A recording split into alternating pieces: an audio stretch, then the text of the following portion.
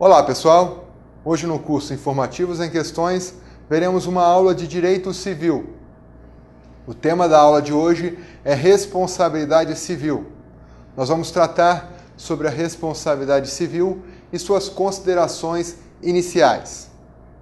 Nós sabemos que uma atividade que gera um prejuízo a uma pessoa, a uma parte, gera também um fato social que visa a restauração do equilíbrio patrimonial e moral da parte que foi lesada.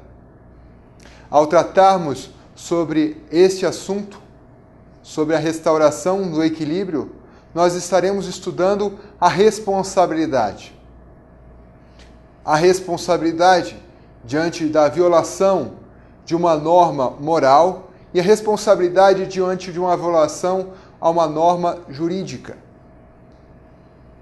A violação à norma moral, ela não tem efeito e reflexo imediato na ordem jurídica, por se tratar, via de regra, de uma relação de foro íntimo, da pessoa consigo mesma ou da pessoa com Deus. Então nós vamos tratar aqui sobre a responsabilidade civil, fruto da violação a uma norma jurídica. A responsabilidade, ela se distingue da obrigação. A obrigação é um vínculo que confere ao credor, sujeito ativo da obrigação, o direito de exigir do devedor, sujeito passivo, o cumprimento de uma prestação. Então, diante da violação desse cumprimento espontâneo por parte do devedor, surge a responsabilidade.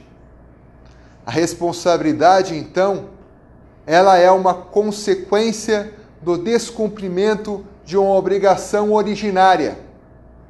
A responsabilidade é um dever jurídico sucessivo.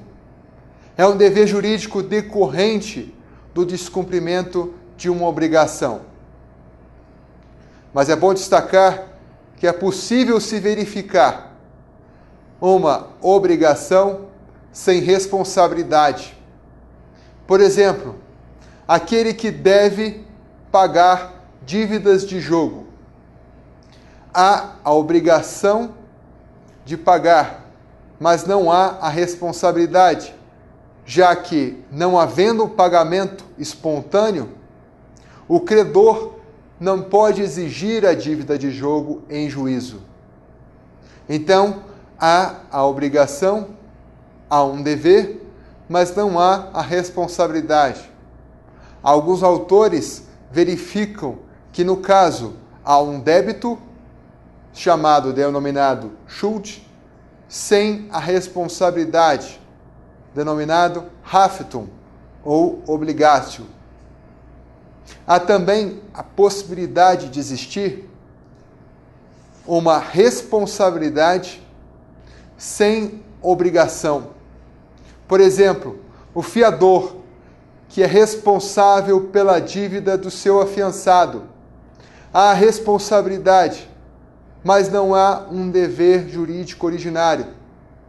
Então, o fiador ele deve ser responsabilizado por uma dívida que não é sua, mas do seu afiançado. O Código Civil sistematiza responsabilidade civil.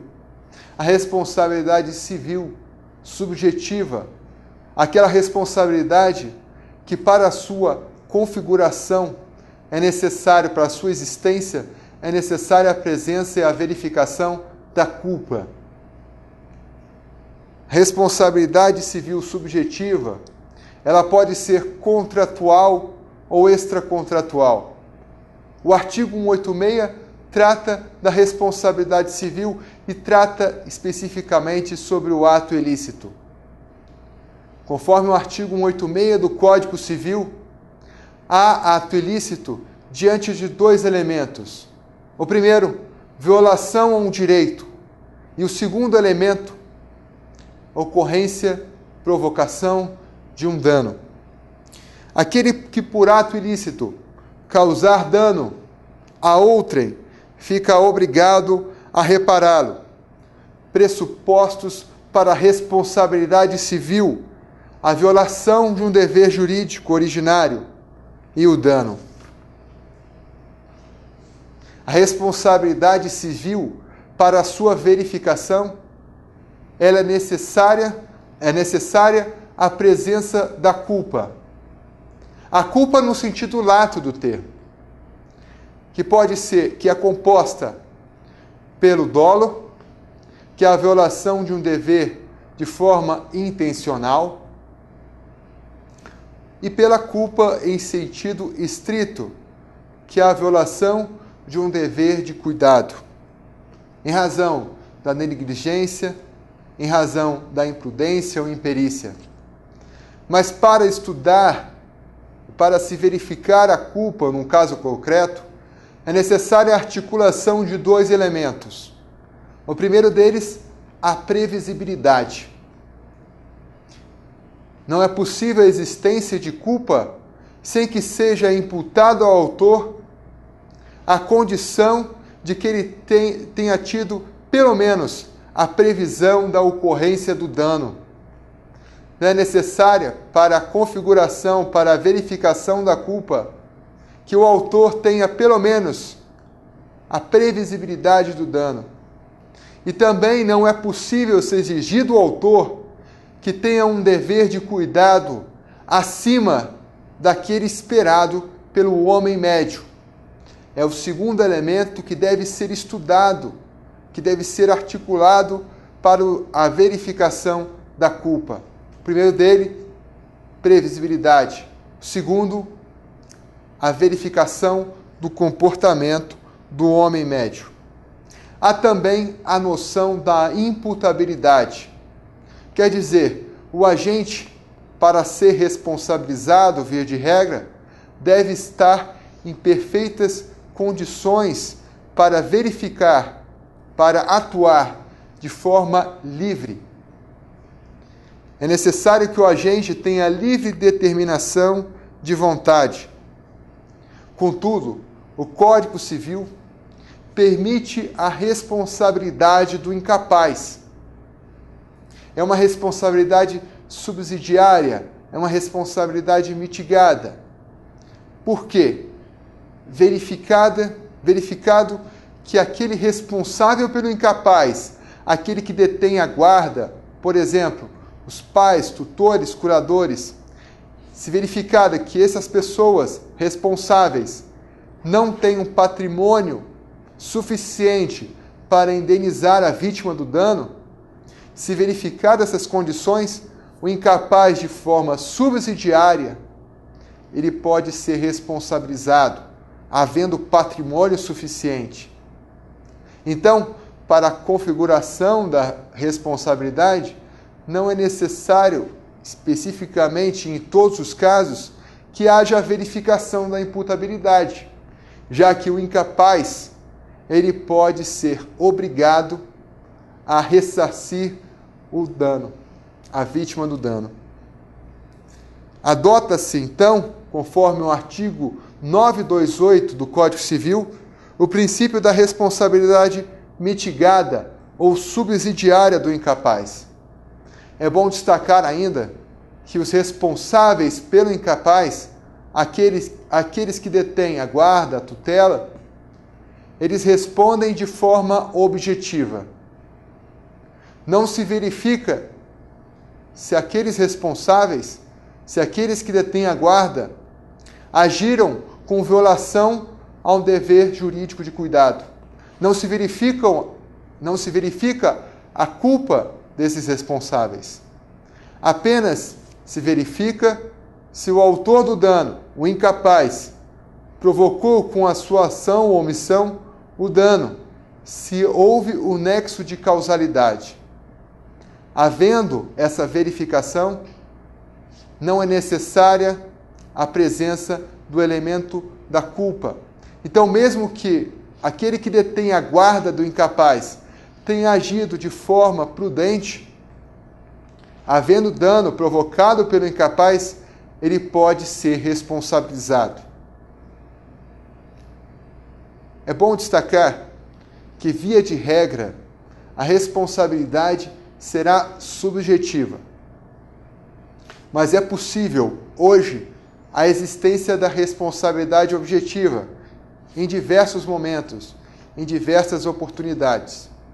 Antes, a responsabilidade subjetiva tinha como fundamento a reprovação moral do autor do dano. Tinha como fundamento a culpa, a responsabilidade subjetiva. Já a responsabilidade objetiva, hoje, tem como fundamento o fato da coisa, o exercício de atividades que podem ser perigosas e que multiplicam os riscos de dano. A responsabilidade objetiva ela é decorrente da teoria do risco-proveito. Por exemplo, aquele empresário que exerce uma atividade empresarial, que pode exercer uma atividade de risco, ele é responsável pelos danos ocorridos na sua empresa. Por exemplo, por um empregado que, ao utilizar um equipamento, venha sofrer um dano. Mesmo que o empregador tenha agido de forma cautelosa, ele, em razão da atividade que desempenha, sob o fundamento da teoria do risco, esse empregador, ele deve ser obrigado, ele deve ser responsabilizado, ele deve ser obrigado a indenizar o empregado. É possível também a verificação da responsabilidade objetiva do Estado, a verificação da responsabilidade objetiva nas relações de direito do consumidor. São vários os casos que se verifica a responsabilidade objetiva, aquela que não é necessária a verificação da culpa. Não integra a culpa não é o elemento conceitual da responsabilidade objetiva. Também é necessário, na aula de hoje, distinguir a responsabilidade contratual da responsabilidade extracontratual. A responsabilidade contratual é decorrente de um contrato, de um negócio jurídico bilateral ou de um negócio jurídico unilateral, como testamento, uma promessa. Está prevista nos artigos 389 e 395 do Código Civil. Por exemplo, o comodatário, aquele que realiza um empréstimo gratuito de coisa, ele é obrigado a restituir a coisa, a entregar a coisa. Se ele perder, o comodatário, perder a coisa por culpa sua, ele deve ser responsabilizado. E essa responsabilidade é contratual. Há também a responsabilidade extracontratual, aquela decorrente não de um contrato, aquela decorrente de um outro fato jurídico. Por exemplo, uma pessoa que está andando na rua e é atropelada por um carro. Há a verificação da responsabilidade do condutor do carro. E o condutor do carro não tinha qualquer relação contratual com a vítima do dano. Nesse caso, se verifica a responsabilidade extracontratual, ou responsabilidade aquiliana, prevista no artigo 186 do Código Civil. É necessário também observar as distinções do tratamento da responsabilidade contratual da responsabilidade extracontratual. Na responsabilidade contratual, o credor só é obrigado a comprovar que o autor do dano, que o devedor, não cumpriu a sua prestação, cabendo ao devedor o ônus da prova da excludente das responsabilidades. No caso, por exemplo, do comodatário, cabe ao credor comprovar apenas que o comodatário não entregou a mercadoria, não entregou o bem. E cabe ao comodatário comprovar a excludente da responsabilidade. Por exemplo, um caso fortuito, força maior ou culpa exclusiva da vítima. Há também, na responsabilidade extracontratual, é diferente. O autor da ação, quer dizer, a vítima, deve comprovar, ela tem o ônus de demonstrar que o fato se deu por culpa do agente, se deu em razão de um comportamento do agente. Outra distinção é que na responsabilidade contratual é necessário verificar a imputabilidade das partes, se as partes são capazes no momento da convenção. Se as partes não forem capazes no momento do estabelecimento do contrato, não é possível que a vítima do dano venha requerer que o autor seja responsabilizado. Diferente da responsabilidade extracontratual ou responsabilidade aquiliana, que é possível a responsabilidade até mesmo do incapaz, do inimputável. Por exemplo, se o incapaz ele está na direção do veículo automotor e vem a atropelar uma pessoa, ele pode ser responsabilizado. É uma responsabilidade extracontratual. É bom destacar também a diferença entre responsabilidade subjetiva e responsabilidade objetiva. Responsabilidade subjetiva, como nós já falamos, é necessária a presença da culpa. Na responsabilidade objetiva não se verifica a culpa. E quais são, então, os elementos da responsabilidade objetiva? É necessário verificar a conduta do autor do dano e se essa conduta ela tem um nexo com o dano.